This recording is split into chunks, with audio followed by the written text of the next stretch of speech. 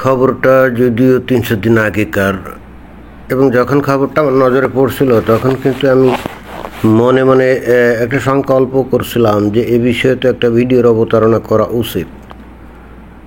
অতঃপর অন্যান্য নানা গুরুত্বপূর্ণ বিষয় চলে আসাতে এটা ভুলে গেছিলাম, কিন্তু হঠাৎ করে আবারও সেই খবর চোখের সামনে চলে আসাতে চিন্তা করলাম যে এবার অন্তত তড়িঘড়ি করে একটা ভিডিওর অবতারণা করে ফেলি। ঘটনা কি? ঘটনা হচ্ছে যে পাকিস্তানে ক্রিকেট ম্যাচ চলাকালে বোমা বিস্ফোরণে নিহত এক, অর্থাৎ পাকিস্তানে ওখানে কোয়েটা নাকি খাইবার পাখতুনখোয়া প্রদেশের ওই রকম কোনো একটা জায়গায় ওয়াজিরিস্তানটা এরকম হবে আর কি, যে অঞ্চলে ওই যে টিটিপি অর্থাৎ তেহরিকে তালিবান একেবারে খাঁটি ইসলামী দল, তারাই ওই সমস্ত অঞ্চলে রাজত্ব করে, ওদেরই আধিপত্য। তো এইরকম কোনো একটা জায়গাতে এইখানে ওই ক্রিকেট খেলা হচ্ছিল, তো এর মধ্যে ওখানে বোমা বিস্ফোরণ ঘটিয়েছে কারা? তেহরিকে তালিবানের লোকজনই কিন্তু বোমা বিস্ফোরণ ঘটিয়েছে, যাতে করে একজন নিহত হয়ে গেছে। এখন প্রশ্ন হচ্ছে যে এত জায়গা থাকতে এরা ক্রিকেট খেলার মাঠে এসে এই ধরনের বোমার বিস্ফোরণ কেন ঘটালো বা বোমা কেন মারলো? এটা কি খুব গুরুত্বপূর্ণ একটা বিষয় না? তবে আমি কিন্তু এই ব্যাপারে নিশ্চিত, আমার যে দর্শক শ্রোতা আছেন তারা অধিকাংশ মানুষই জানেন যে আমার এই ভিডিও বানানো ছাড়াই আপনারা খুব ভালো করেই জানেন যে ওই তেহরিকি তালিবান অর্থাৎ তালিবানপন্থী বা তালিবান আর কি ঘাটি ইসলামী দল, তারা কেন এখানে বোমা বিস্ফোরণ ঘটালো এই ক্রিকেট খেলার মাঠে। কিন্তু তারপরে ওই যে চিন্তা করলাম যে ভিডিও একটা বানানো দরকার। অনেকেই আছে রসালো টাইপের, যারা এসে বলবে না না না, কোরআনের কোথায় আছে ক্রিকেট খেলা হারাম, হাদিসের কোথায় আছে ক্রিকেট খেলা হারাম, এ ধরনের আছে না কিছু রসালো টাইপের মুমিন মুসলমান।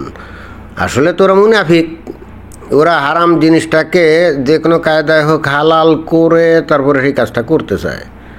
তো যাই হোক, ওরা কী করে না করে এটা দিয়ে তো আর ইসলাম চলে না, তাই না? তো মূল ঘটনা কি? মূল ঘটনা হচ্ছে এখানে বোমা বিস্ফোরণ এই কারণেই ঘটছে কারণ তেহরিকে তালিবান, যারা নাকি ঘাটি ইসলামী দল, তারা খুব ভালো করেই জানে যে এই ক্রিকেট খেলা এইটা হইলে একটা হারাম খেলা অর্থাৎ হারাম কাজ। তারপরেও ওই যে রসালো মুসলমানরা এসে বলবে যে হ্যাঁ এটা যে হারাম কাজ কোথায় লেখা আছে, কোরআন বা হাদিসের কোথায় লেখা আছে? এখন আপনি যদি পাল্টা প্রশ্ন করেন, এই বেটা ফাত্রামি করো, ওই 1450 বছর আগে আরবের মরুভূমিতে কি মানুষ ক্রিকেট খেলতো যে ওই কথা লেখা থাকবে? কিন্তু কি কি খেলা যাবে নবী নিজেই সেইগুলো খেলে উনি বলে গেছেন যে কি কি খেলা যাবে। তাহলে নবী নিজে যদি বলেন যে অমুক অমুক খেলা যাবে এবং নবী নিজেও যদি খেলে থাকেন, তাহলে সুন্নত অনুযায়ী ইসলামের বিধান অনুযায়ী ওইগুলো ছাড়া বাকি খেলা যে কঠিনভাবে হারাম, এতে তো কোনো সন্দেহ নেই নাকি? এতে কিন্তু কোনো সন্দেহ নাই। আপনারা বলেন তো কোরআন বা হাদিসে কোথাও কি পোকামাকড় খাওয়া কি নিষেধ করেছে নাকি? না, আছে পোকামাকড় একেবারে নাম দেখে বলছে যে পোকামাকড় এগুলো খেও না, গুবরে পোকা খেও না, শুয়া পোকা খেও না, কেঁচো খেও না, শামুক খেও না, এ ধরনের কোনো কথাবার্তা কোরআন বা হাদিসে আছে? না, নাই। তাহলে আপনারা কি বলবেন যে এগুলো হালাল? হয়তো অনেকে বলতেও পারে, জানি না। বাট ইসলামের বিধান হচ্ছে নবী যে জিনিসগুলো বলে গেছেন করার জন্যে ওইগুলোই করতে হবে, ওর বাইরের বাকি সব কিন্তু হারাম।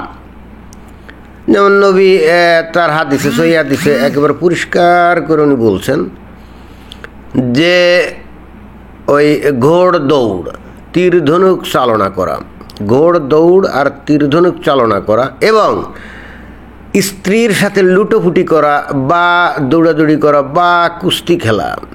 এখন আছে না উটকো নাস্তিক মাস্তিক আছে, বলবে এই মেয়ে কী উল্টাপাল্টা কথা বলেন, স্ত্রীর সাথে আবার কুস্তি কি, লুটোপুটি খেলা কি? ভাই এত পরিষ্কার করে তো ভাই আমি বলতে পারবো না। তো নবী তার সহিহ হাদিসে বলছে যে ঘোড় দৌড় করো, তারপরে তীর চালনা করো, তারপরে স্ত্রীর সাথে দৌড়াদৌড়ি করো, লুটোপুটি করো, কুস্তি খেলো। অবশ্য কুস্তি খেলো এই শব্দটা নাই, আমি বানিয়ে বললাম মানে যেহেতু নারীর সাথে যখন মনে করেন যে মিলিত হয় তার স্বামী, তাহলে সেটা অনেকটা কুস্তি খেলার মতো না, ওইটাই আর কি, বুঝেন নাই? তো এখন ওটা তো হালাল নাকি?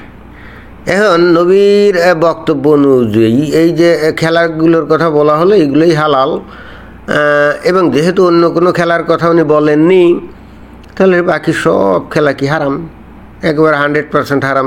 এবং এটা তো আমার কথা না, বাংলাদেশে যারা নাকি প্রসিদ্ধ আলেম আছে, প্রত্যেকটা আলেম, এই যে এনায়েতুল্লাহ আব্বাসী, আদনান তহা, মিজানুর রহমান, হ্যারি, তারপর আব্দুর রাজ্জাক বিন ইউসুফ, কি এরা সবাই কিন্তু একই কথা বলে।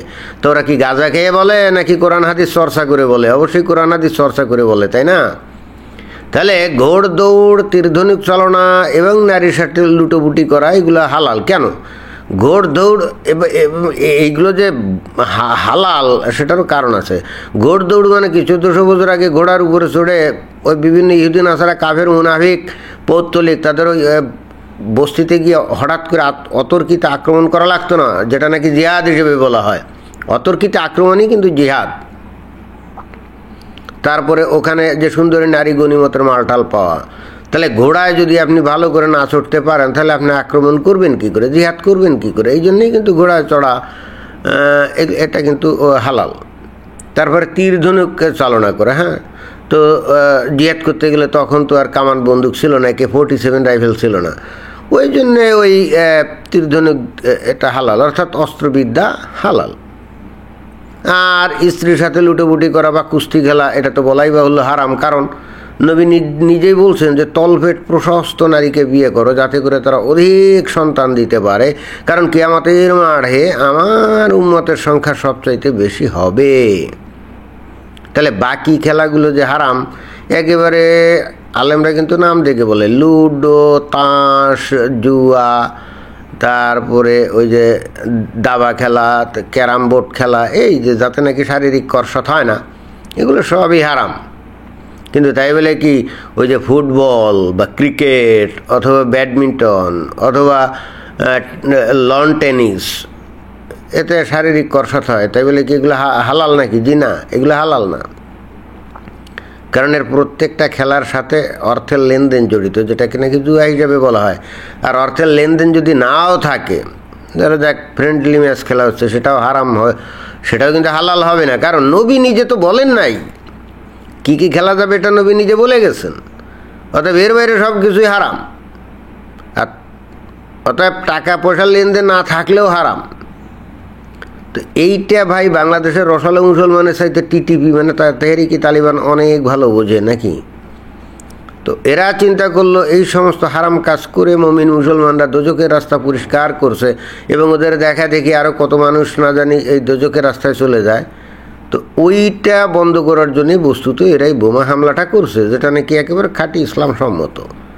এখন বাংলাদেশের কিছু লোকজন ক্রিকেট পাগল, আমি জানি, মনের মধ্যে খালি ইসলাম আর ইসলাম আর ইসলাম, আবার at the same time cricket পাগল, মানে ক্রিকেট খেলার পাগল। এবং খোদ ক্রিকেটার যেগুলো আছে তারাও দেখি লম্বা লম্বা দাড়ি, এই যে মুশফিকুর রহমান, তারপরে কি আরও কয়টা আছে না, লম্বা লম্বা দাড়ি নিয়ে, ওরে বাবা, মানে এদের মতো মুনাফিক আর কিন্তু নাই। অনেকে বলে যে দেখো ক্রিকেট খেললেও কত ধার্মিক, এরকম উদাহরণ দেয় না, এটা হলো ভণ্ডামি মার্কা উদাহরণ। এগুলো হলো সাধারণ মানুষ ইসলাম না জানার কারণে এ ধরনের ভণ্ডামি মার্কা, মানে মুনাফিকদেরকে উদাহরণ দিয়ে মানুষকে ইসলাম শিক্ষা দেওয়া, এটাই হলো আসল ব্যাপার। এই যে কিছুদিন ধরে দেখছিলাম যে কিছু কিছু লোকজন বেশ মজার মজার কথা বলতো, কি জানেন, আমি ইউরোপে গেছি, সেখানে মুসলমান দেখেছি কিন্তু ইসলাম দেখি নাই। না সরি, আমি ইউরোপে গেছি, সেখানে ইসলাম দেখেছি কিন্তু কোনো মুসলমান দেখি নাই। অথচ বাংলাদেশে এখানে মুসলমান আছে, ইসলাম নাই। মানে এর চাইতে ভণ্ডামি মার্কা কথাবার্তা, মুনাফিকি কথাবার্তা আর হতেই পারে না। আচ্ছা বলেন তো, ইউরোপে এই যে ইসলাম দেখছে কিন্তু মুসলমান দেখে নাই, কোন অর্থে বলছে? কারণ ইউরোপের লোকজনগুলো ধান্দাবাজি করে না, মিথ্যা কথা বলে না, প্রতারণা করে না, ঘুষ খায় না, আইন শৃঙ্খলা মেনে চলে, কেউ কারো হক মেরে খায় না। তো বলতে চাচ্ছে যে ইসলাম তো ওই কাজগুলো করার কথাই বলে, তো ওই ইউরোপে ওই কাজগুলোই তো মানুষ করে, কিন্তু তারা আবার আল্লাহ এবং তার নবীরে মানে না, এই জন্যে তারা মুসলমান দেখে না কিন্তু ইসলাম দেখে। কিন্তু এই যে কথাগুলো বলল যে সবার সমান অধিকার, মানে কেউ কোনো উল্টাপাল্টা কিছু করবে না, কারো তাকে জোর করে ধরবে না, এ ধরনের বিষয় কি অ্যাকুরেটলি ইসলামে আছে? ইসলামী গনিমতের মাল মানে কি? জিহাদ মানে কি? জিহাদ কি? যারা ইসলাম গ্রহণ না করবে তাদের উপরে ঝাঁপিয়ে পড়া, তাই না? তারপরে তাদের ধন সম্পদ কেড়ে নেওয়া, নারী, সুন্দরী নারী, এগুলো কেড়ে নেওয়া, এগুলো তো কি গনিমতের মাল না? তো এই ধরনের ধ্যান ধারণা কি পশ্চিমা সমাজে আছে? অর্থাৎ মানুষের অজ্ঞতার সুযোগ নিয়ে অনেকে এই ধরনের আউল ফাউল কথা বলে মানুষকে বিভ্রান্ত করে।